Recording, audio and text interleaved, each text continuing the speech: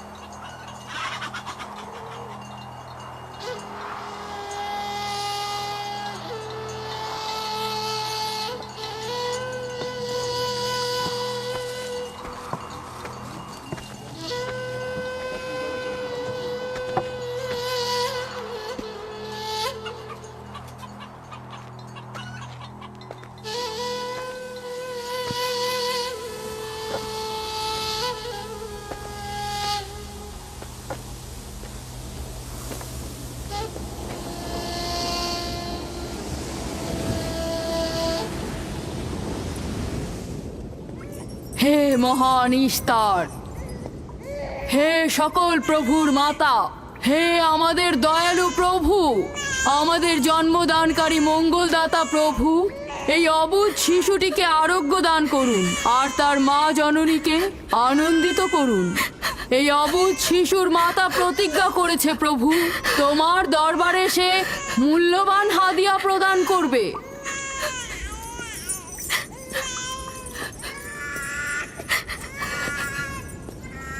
আমি মহান ইস্তারের কাছে প্রার্থনা করেছি যেন তিনি তোমার সন্তানকে জীবিত রাখেন। তুমি এখন তোমার সন্তানকে নিয়ে যেতে পারো। তুমি তোমার সন্তানকে ঠিক সেভাবে মানুষ করবে যেন সে বড় হয়ে নিজেকে ইস্তারের সেবায় বিলিয়ে দিতে পারে। আপনিও মহান ইস্তারের কাছে আমি অনেক কৃতজ্ঞ। মহান ইস্তারের ওপর রহমত বর্ষিত হোক। আপনার ওই ইস্তারের মেহেরবানিতে আমার মৃত সন্তান জীবিত অবস্থায় ফিরে এসেছে। ইস্তার মহান, তার ওপর রহমত বর্ষিত হোক। ইস্তার মহান, তার ওপর রহমত বর্ষিত হোক। মহান ইস্তার, তার ওপর রহমত বর্ষিত হোক। ইস্তার মহান, ইস্তার মহান, তার ওপর রহমত বর্ষিত। এই বাচ্চাটির মতো আমাদের সন্তানও নিশ্চয়ই সেরে উঠবে, তাই না? ইস্তার খোদা দয়ালু ও শক্তিশালী, তিনি নিশ্চয়ই আমাদের বাচ্চাকে সাফা দেবেন। হ্যাঁ, আমারও তাই মনে হয়। চলো যাই। তোমাদের এ কি হলো? তোমরা তো নিজেরাই ফেরেশতার সেজদা পেয়েছো, আর এখন কিনা নিজেরাই নিজেদের সেজদা করছো। এই পৃথিবীর সৃষ্টির সকল কিছুই ইনসানকে তাসলিম করে, আর তোমরা কিনা প্রাণহীন নির্জীব পাথরকে তাসলিম করছো। এই শোনো, খবরদার বলছি, তুমি এসব বেহুদা কথাবার্তা বলে আমাদের খোদাকে অপমানিত করবে না। আমি এই কথাগুলো নিজে থেকে বলছি না, আমি খোদা কর্তৃক প্রেরিত কথাগুলো এই কিতাব থেকে বলছি। এটি হচ্ছে আসমানি সহি কিতাব, যা আমার দাদা ইব্রাহিম নবীর উপর নাজিল হয়েছিল। আমি তার দিনের অনুসারী এবং এই কিতাবের প্রচলন ও দাওয়াত প্রদানকারী। নিজে থেকে কিছু বলছি না। ওই আসমানি কিতাবে কি লেখা আছে আমাদের খোদাদেরকে অপমানিত করতে হবে? আমি অপমান করছি না, শুধু প্রশ্ন করছি। যদি জেনে থাকো তাহলে উত্তর দাও, আর যদি না জেনে থাকো তাহলে স্বীকার করো। তোমাদের জিজ্ঞাসা করছি, ওই মন্দিরে রাখা ইস্তারের মূর্তিগুলো কি তোমাদের প্রভু, নাকি তোমাদের তৈরি বস্তু? ইস্তার তোমাদের উপর প্রভাব বিস্তার করে নাকি তোমরা ইস্তারের উপর? ইস্তার তোমাদেরকে শাসন করে নাকি তোমরা ইস্তারকে? পাথরের তৈরি ইস্তার যদি দুর্বল ও অক্ষম হয়ে থাকে, তবে কি করে আমাদের বাচ্চাদেরকে সাফা দেয়? সত্যি কথা, আমরাও দেখেছি। হ্যাঁ, তার হাকিকাত আছে। ইস্তার তার সন্তানকে সাফা দিয়েছে, আমি দেখেছি। ওই প্রজ্ঞাবান যিনি তোমাদের আহাজারি শুনেছেন, তিনি তোমাদেরকে সাফা প্রদান করেছেন, না ইস্তার।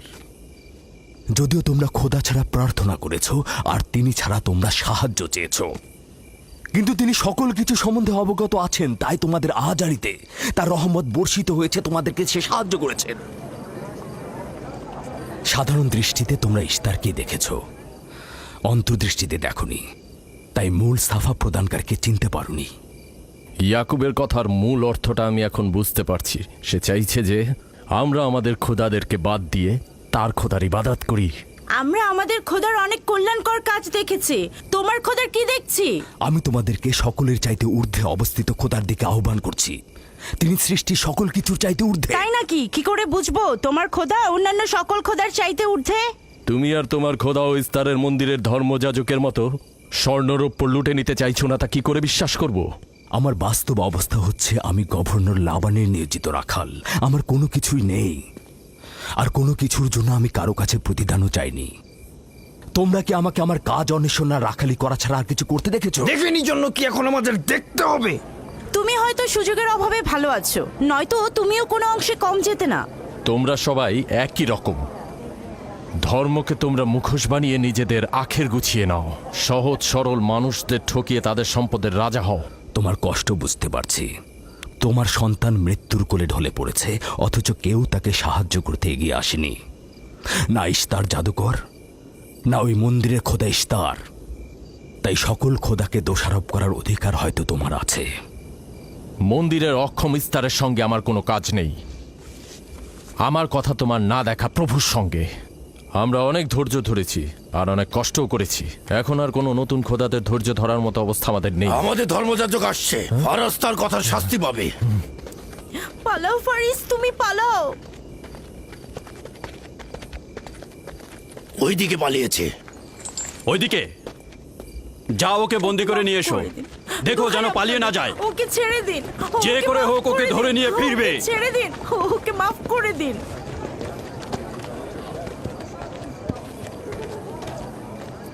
যদি শুধুমাত্র গভর্নরের জামাতা না হতে, তাহলে আমি জানি তোমাকে কিভাবে শায়েস্তা করতে হয়। মন্দিরের কোনো প্রতিনিধির সাথে আমার কোনো কাজ নেই। তোমরা সবাই চলে যাও। ইয়াকুবের কুফরি কথায় তোমরা কেউ কান দেবে না, আর কেউ বিশ্বাস করবে না। তোমরা কি কেউ দেখছো না? হ্যাঁ, এই ইয়াকুব তার কুফরি কথাবার্তার কারণে ফাদ্দানে দুর্ভিক্ষ নিয়ে আসছে। আমাদের ধর্মযাজক ঠিক কথাটাই বলেছেন। ইস্তারের অভিশাপে বালা মুসিবত আসার পূর্বেই চলো চলো আমরা এখান থেকে চলে যাই।